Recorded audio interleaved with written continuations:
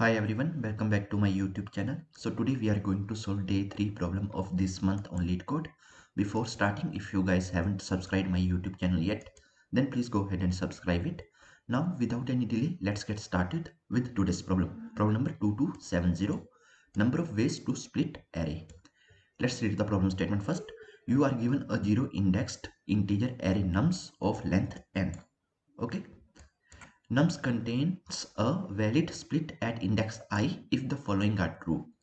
The sum of first I plus 1 elements is greater than or equal to the sum of the last n minus I minus 1 elements. Okay. So the first half sum should be greater than or equal to the next half. Okay. There is at least one element to the right of I. Okay. So this should be true, right? So that is why we are going to run our loop from 0 to n minus 1 until n minus 1, before n minus 1, right? Return the number of valid splits in the nums. Okay, so here let's understand this with an example here. So this is my nums array, right? So 10, 4, minus 8 and 7. Okay, so in how many ways I can split this array? Okay, so this is one way. Okay, 10 is here and all other elements in the second half, 4, minus 8 and 7. Okay, and next way is 10 and 4 here, right? And minus 8 and 7 here. Okay, and the other way is 10, 4, minus 8 here and 7 here. Okay, so now if you see a sum here in this part is 10, right? And the sum in this part is minus 4 plus 7, 3, right? So this part is greater than equal to this one, right? So this is nothing but one valid thing, right? And here total sum is in this half 14, and here sum is minus 1.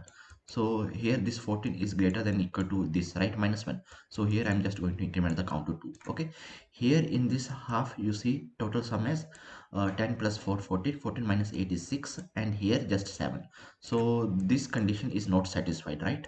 This condition is not satisfied, so here nothing. Okay, so total 2 are valids, right? So here the number of valid splits in nums is 2. Okay, so this is what we need to do. Okay, so the first half sum should be greater than equal to the next half. Okay, so now how we are going to solve this problem? So it's very simple. Now we have to just calculate the difference, right? Here what is the sum and here what is the sum, total sum, right? So this is what I'm doing, right? So there is one way to do this in a single loop. Okay, that is nothing but using prefix sum. So what we are going to do, so this is my original array, right? 10, 4, minus 8, 7. Okay, so 10, then after it we have 4, right? Then we have minus 8 and here 7. Okay, so here what we are going to do, we are just going to calculate the prefix sum. Okay, so in the starting my prefix sum is 0. Okay, so here when my I is at this position, so my prefix sum is going to become 10. When my I is moved to this position, then my prefix sum is going to become 14. When my I moves to this position, my prefix sum is going to become 6. Okay, 14 minus 8 is 6. And when my I moves to this position, my prefix sum is going to become 6 plus 7, that is nothing but 13. Okay, so this is nothing but my prefix sum array. Okay, so here I can say prefix sum array. Okay, so here this is nothing but my I index. Okay, right now, so 0 index, 1 index, 2 index, 3 index. Okay, so now what we need to find, we need to find the wed splits. Okay, so here it is saying that there should be at least one element to the right of I. Okay, so what I'm going to do, I'm going to run my loop from here to here. Okay, until here. Okay, because I want at least one element in my right half, right? So initially when my I is at this position, so I'm going to consider split like this. Okay, this is one half and this is one half. Okay, so this is going to first case. Okay, and my next case I'm going to consider split like this. So this is going to first one half and this is going to be one half. Okay, and in the next time I'm going to consider this split. Okay, so this is going to become one half and this is going to become one half. Okay, so only 3 valid cases, right? So now how I'm going to calculate the values for this one. Okay, so when my split is like this, okay, here, so here how I'm going to do that? So here see, at this value what is prefix sum? 10. Okay, and what is the prefix sum at this last index? 13. Okay, so we have to calculate the difference, right? So here 13 minus 10. Okay, if I do 13 minus this 10, this 13, okay, last index prefix sum. Okay, and if I subtract this, okay, this part, okay, this 10. So what I'm going to get, I'm going to get 3, and this 3 is not going to be nothing but the value of this part. Okay, so here see, if I just consider this part, so see, sum is 3, 4 minus 8 is minus 4, minus 4 plus 7, 3. Okay, so how we are going to calculate 3 in shortcut manner? So prefix sum at 3 index minus prefix sum at 0, it is going to give me the answer of this part. Okay, see here, we know this part, okay, and we know this part. So how we are going to calculate this part? So this part is simple now. Subtract this, okay, complete this, okay, and subtract this part from it, okay, this part p minus a, so it will give me b. Okay, it's very easy, right? Because p is nothing but a plus b, right? So p minus a is going to give me b. Okay, so that's what we are doing here. So 13, okay, minus 10, so this is going to give me the sum of this part. Okay, so here this part sum is 3, and this complete part here until here sum is 10. So tell me, this 10 is greater than equal to 3? So yes, this is valid.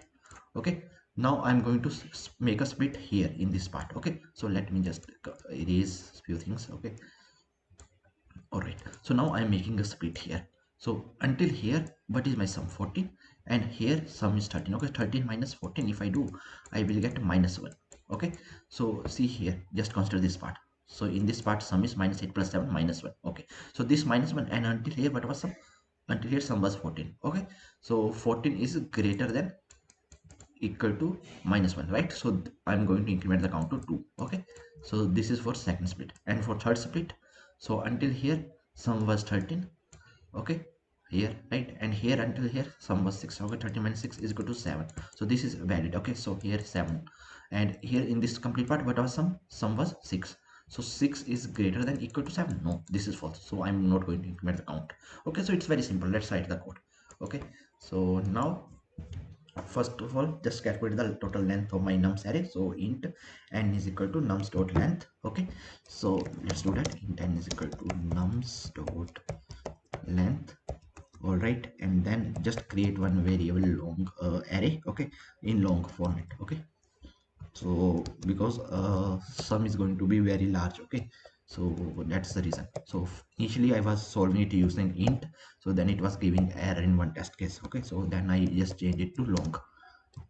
Okay, long sum is equal to 0. Okay, so just use long type. So here int I is equal to 0, I is less than n, I plus plus. Okay, I'm just going to calculate the prefix sum. So here sum is equal to sum plus nums of I. Okay, and just update my ps of I as sum. Okay, so here we have just calculated the prefix sum. Okay, then we have to just calculate the total count now.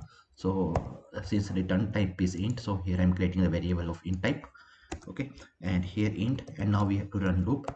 Int I is equal to 0, I is less than, so it is given in the problem, so there should be at least one element. So my I is going to run for less than n minus 1 elements. Okay, so I is less than n minus 1, I plus plus, and here just check if prefix sum at I index, okay, it should be greater than equal to prefix sum at n minus 1, okay, last, okay, minus ps of I. Okay, so this is just going to give me the total sum in the right half, and this is nothing but the total sum in the left half. Okay, so if this condition satisfied, then in that case I have to just increment the count plus plus. Okay, and here in the end we have to just return the count. That's it. Okay, now let's run the code, and the time complexity for this problem is going to be of n. Okay, since we are just running one loop, right? So here initialize it with 0, right? So that's why time complexity is going to be of n. Okay, so here it is running for of n time, of n time. Okay, of n plus of n, so it's simple, you can say 2n or n. Okay, that's it. So now let's submit it. So all the test cases has been accepted. So see, our solution is accepted, right? So I hope that you guys are able to understand today's problem, and if you guys still have any doubts, then please feel free to ask in comment section. Till then, keep coding and keep practicing. Meet you guys in the next video. Thank you. Bye bye.